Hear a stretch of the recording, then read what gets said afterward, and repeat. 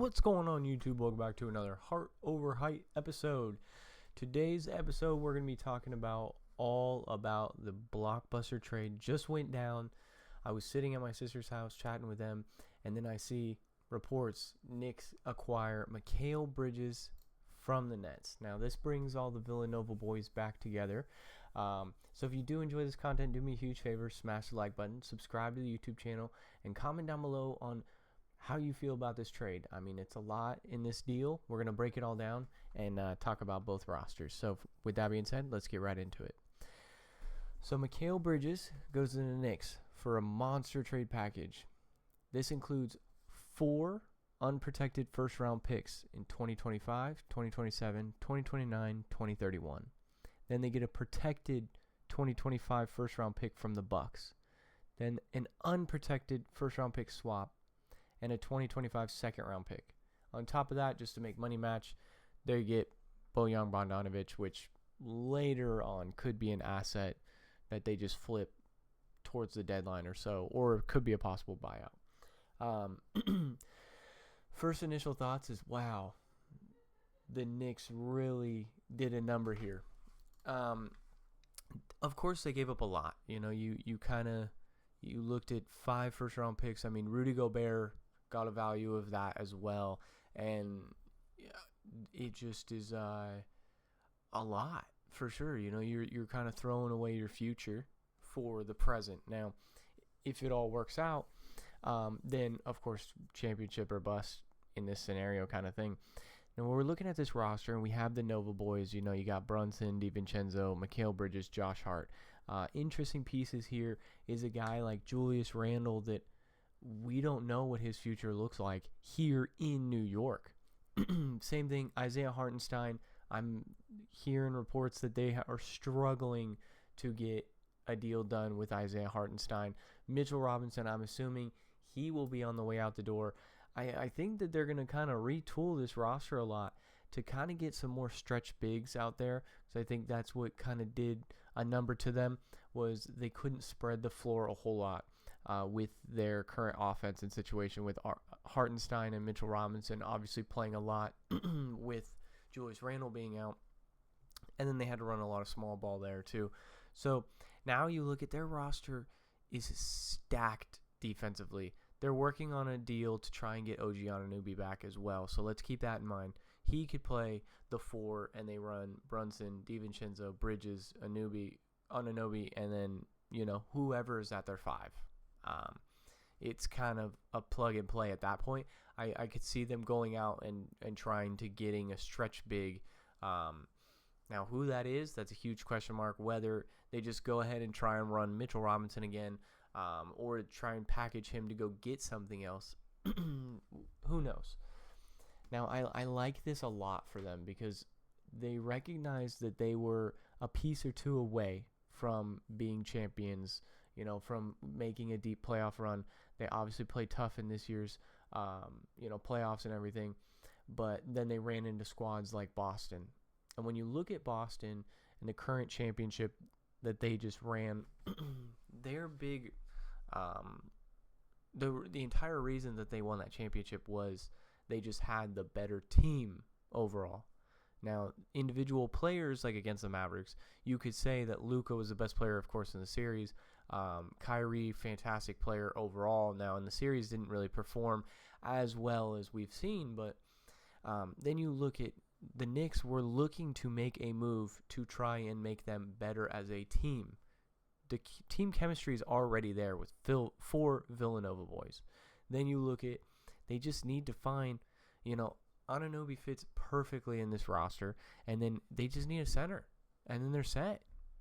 I mean, their bench isn't too bad. Miles McBride, Alec Burks, Josh Hart coming off the bench, Shake Milton back there too. Their big question mark is going to be that center position. Now, for Brooklyn, obviously Brooklyn did it because they wanted all of these picks. They gave up quite a lot of picks when it came to the Harden trade, the Kevin Durant trade, or initially, like all that to go get that. So now you could be looking at, yesterday I had posted a video about how they might be an intriguing team.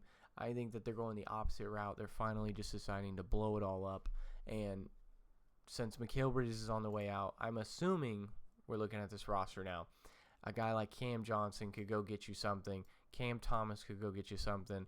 Hopefully Ben Simmons could get you something. Who knows? We always see in the offseason. I feel like the offseason is the time to trade Ben Simmons, because then you see the workout videos and people just gain a little bit of like hope.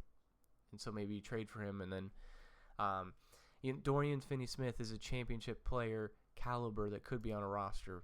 Bojan Bogdanovic, Nicholas Claxton is going to get a deal from someone else. They're kind of on this move transition, you might say.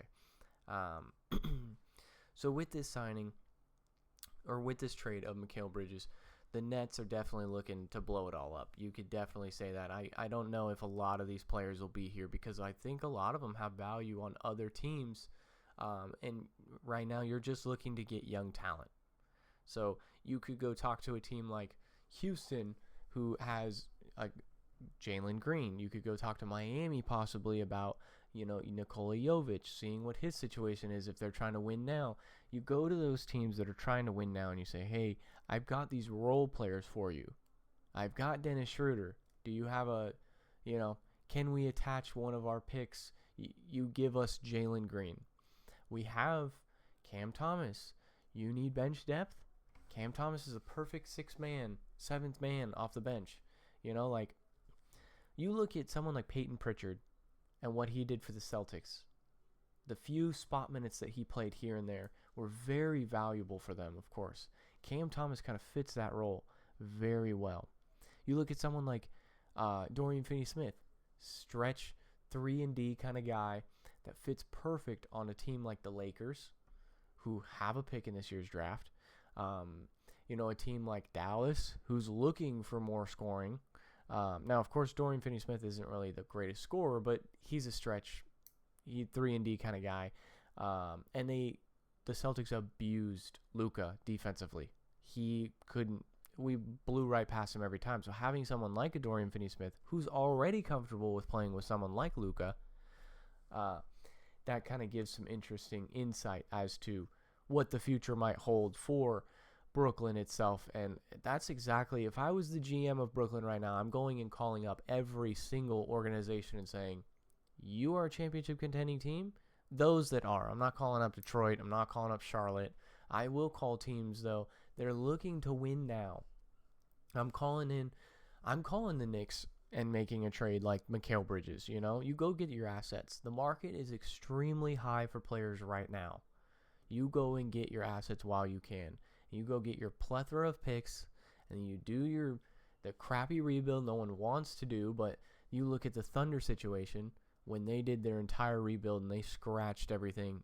They took in contracts with picks and everything like that. So then they could look at where they're at now. They have Shea, they have Chet, they have a plethora of picks. The Brooklyn Nets could be in that situation. Now the problem is Brooklyn has tried to just name chase time after time after time. They went and traded, obviously we know the KG, Paul Pierce deal that went down. That failed dramatically. They gave up so much. The James Harden, Kyrie, Kevin Durant, it clearly failed. A lot of people say, well, it's not really a fail because they didn't really play together. I think it is a fail because those assets didn't come back. You failed as an organization. You couldn't keep them together. You couldn't retain them for at least a season to play with one another. So yeah, if you're the Brooklyn Nets, I feel like you're very happy, of course, with this deal. I don't think that you could have gotten a better deal. I was kind of shocked when I saw this that they got as much as they got, because you saw somebody that just got traded, Alex Caruso, that was worth around 2 first-round picks. Now, of course, I do believe Mikal Bridges is a better player than Alex Caruso, but it seemed like the market might have dipped there when Alex Caruso only got Josh Giddey with return. Now, of course, that could be on Chicago just being kind of should have negotiated better there, but I could see New York being very dangerous. In fact, I want to pull up the NBA standings real quick, and we just look at in the East. right? The Knicks were a 2 seed. Now, of course, they ran into the Celtics, so that's a huge problem, but they got better than the Bucks. They already before, I mean, the Bucks fully healthy, I don't think are as good as this Knicks team. A already grit and grind, they're going to beat you up kind of team got even better. They're better than the Cavs. They're better than the Magic. They're better than the Pacers. Now, the Magic are an interesting team, and I'll get that into a video in the future, but keep an eye on the Magic for sure, as well as the Pacers. The Pacers are growing as they grow, but the Knicks are better than the Bucks, Cavs, Magic, Pacers, 76ers right now. Now, I've heard some rumors. I put Paul George out there in a video yesterday. Brandon Ingram is what I'm hearing now, because trying to package that 16th overall pick that they got could get them something. The Heat are always interesting, but the Knicks are better than them. I mean, you look at the East, and I'm not scared if I'm the Knicks. Of course, the Celtics are good, but I think that the Knicks can compete with the Celtics. I mean, the Celtics, of course, I think that they're still the better overall roster, top to bottom, just having Tatum and Brown. I mean, 2 top 15 players in the NBA. Of course, I think your roster is better, especially with guys like Kristaps on the back end, Drew Holiday, Derek White, etc. But the Knicks are closing in that gap. That gap is narrowing to where Tatum has a couple more poor shooting nights. Jaylen Brown has a couple more poor shooting nights in the playoffs, and they had Mikal Bridges. We could have been talking about a different series here. Overall for the Nets, next season, I would bet the under on this. I don't think they're winning 32 games next year. And if they do, it's going to be a young guy. Cam Thomas pops off, or, young draft pick pops off for them. I hope that they finally have an opportunity to pull in Oklahoma City and just start from scratch, gut it all out, get all your assets, rebuild, retool. So, all right, guys, with that being said, this has been another Heart Over Height episode. And if you did enjoy this comment, do me a huge favor. Like, subscribe, comment down below who won the trade overall, and then how this affects the future long term. So, again, it's been another Heart Over Height, and I'll catch you guys in the next one. Peace.